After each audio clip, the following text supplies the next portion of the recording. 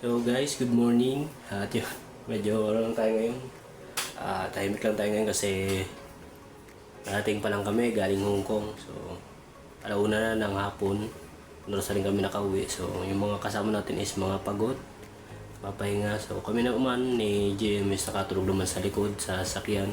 Si Mark lang yung sobrang pagod kasi nagdadrive pa siya. Pagdating namin ng Manila, nagdrive pa siya papunta dito sa Candelaria. Kaya yun, papahinga sila doon. Pati si Commander, gising din sa akin kanina kasi hindi siya pwedeng matulog. Gawa ng, siyempre, karga niya si Cairo. Tapos, bukod doon, kailangan nakakwentuhan ni Marcos para sa ganun na hindi makatulog sa biyahe. Kasi medyo malayo pa yung biyahe namin mula airport hanggang dito sa Candelaria. Kaya, yun, namamahinga sila sa ngayon.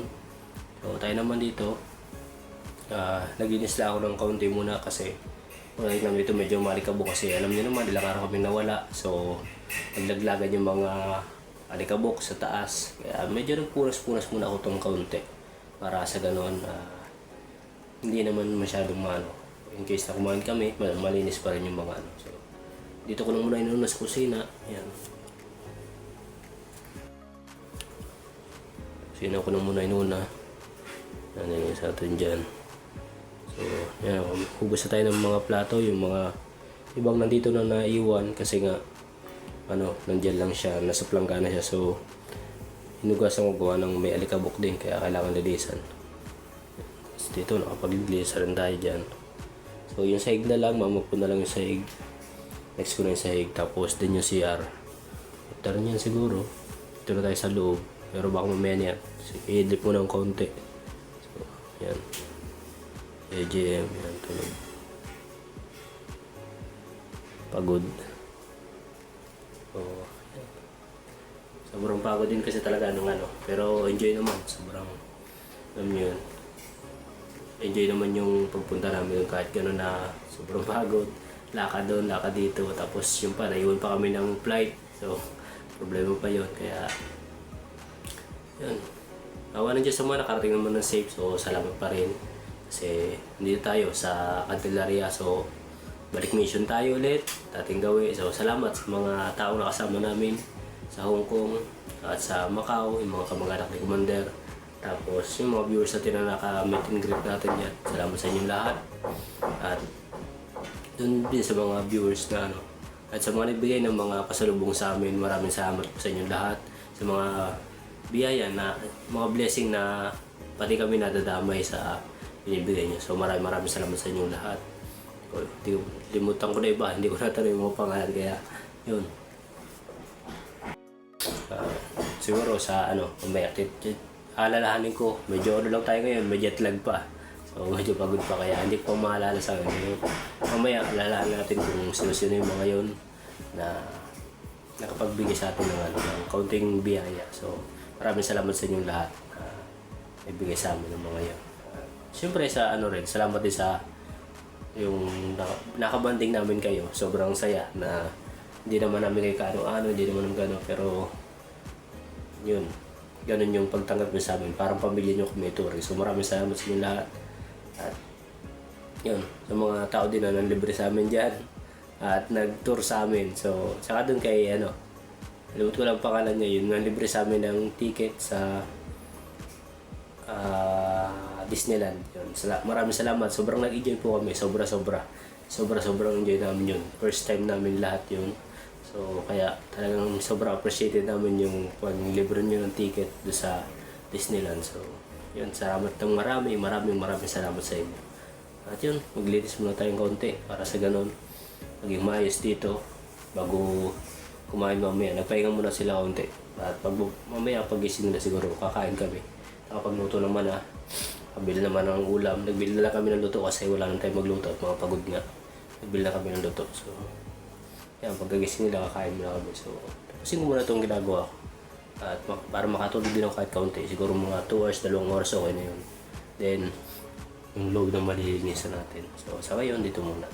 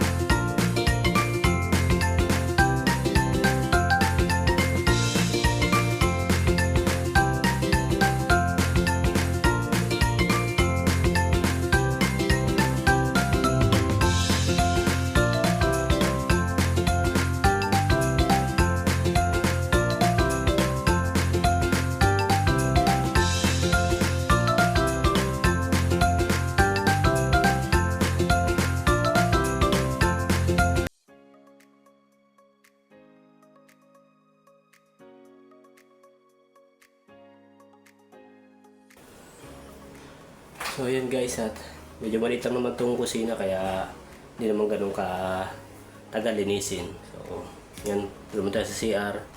Di ko na papakita, di ko na bibideo kasi alam niyo naman baka may mga kumakain dyan sa natin. Although malinis naman yung CR namin, hindi naman ganun ka dumi siya.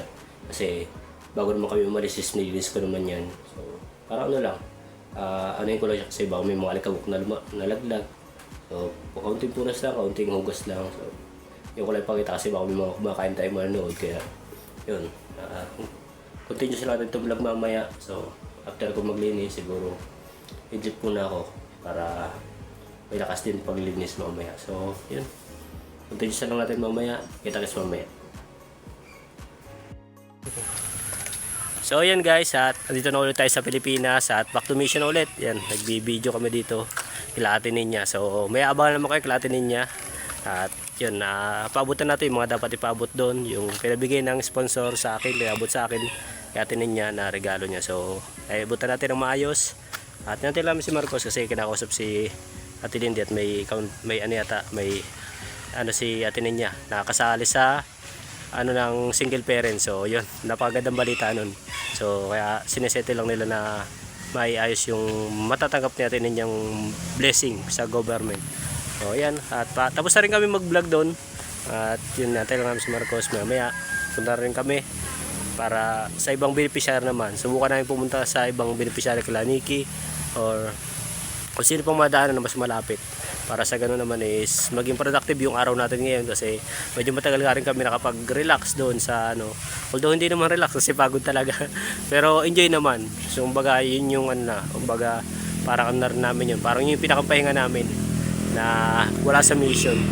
Kaya yun, sobrang thankful sa mga taong nakasama namin, mga nakasalamuhan namin dyan sa Hong Kong, sa mga OFW natin na kababayan dyan, ng mga viewers natin. So maraming salamat sa inyo. At yun, kita lang muna sa bahay. Hintay ko lang muna matapos si Marcos at punta na tayo dun. Good evening guys, at yun, nandito na tayo sa bahay. Kauwi lang natin, halos ginabi na kami yan. Ayun, madilim na. Ginabi na kami, gawa ng dumaan pa kami kila Nikki para maibigay yung allowance sila at saka yung mabisita rin yung mga yung ginawa doon na kulungan ng manok, yung ano siya, poultryhan. So binisita rin namin para makamusta rin at kung ano yung mga nangyari doon. So okay naman sila, panoorin niya lang, may vlog kami pati kila Ate Ninya, galing kami kila Ate Ninya, vlog kami doon, panoorin nyo yung maging episode na ito. Tapos yun nga, sabay tayo, medyo pahinga lang muna tayong kaunti at maya maya maglalaba tayo. So nadating pa lang din naman kami, anong oras pa lang naman, madilim na. So yun, si JM nasa baba nag-edit ako, nag-aayos ako ng mga labahan ko, gawa ng marami nga tayong naiwan na labahan. At yun naman, alam niyo naman, 7 araw kami dun sa Hong Kong is hindi naman kami nakapaglaba dun, kaya yung mga kung ano yung mga sinuot namin is yung parang dala namin dito, labahan lahat.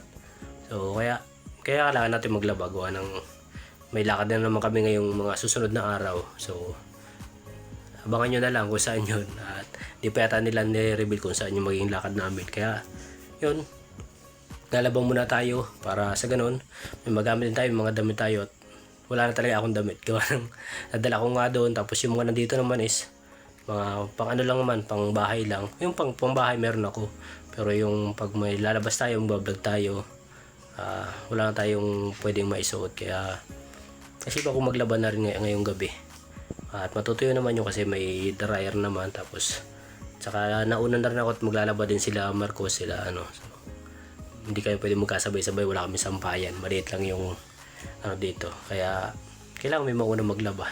So sinuot ko na nga yung ano, regalo sa akin ng isang viewers. Regalo na ako ng t-shirt, 2. So naka GM na yung isa, binigyan ko kay GM yung isa. Tapos yun, ito lang ang sinuot ko kasi nga wala na tayong maisuot pag uwi dito.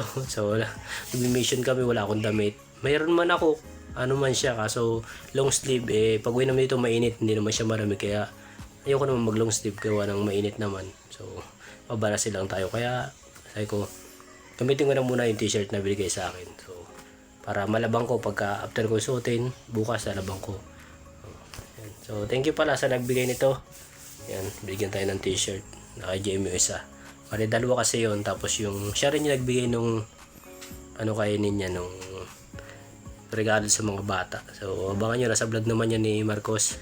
I-upload yata mamaya. So, tingnan nyo lang kung ano yung naging gift ni Ate Gina. Yun, Gina ang pangalan niya. So, nakita ko dun sa regalo niya dun sa mga bata, sa anak natin niya. May pangalan naman siya dun. So, maraming salamat po Ma'am Gina. At sa mga nakasama din natin na iba dyan, maraming salamat ulit sa inyong lahat sa pagpaparana sa amin ng pag-welcome dyan sa Hong Kong.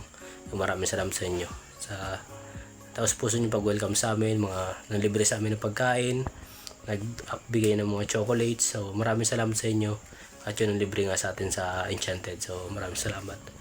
At yun, baba muna tayo para maglaba. Kita-kits tayo sa baba. Dito tayo sa labas ngayon. Lalaba tayo. Medyo madilim na din sa labas. Marami na laban natin. Ayun. Ang kita. O yan. Nalaban natin. Hindi lang yata kita. Ang planggana. Tapos may nakasalang pa tayo doon. Nag-washing na lang ako kasi medyo gabi na. So pagod din. Kaya binashing ko na lang. Usually lagi akong kinukusot ko lang yung mga damit ko para sa ganun. Sigurado siyang medyo malinis. Kaya lang. Sabi ko gabi na. Kaya nag-washing na lang ako. Saka maglalaba din si JM para makapaglaba din. So, problema sampayan.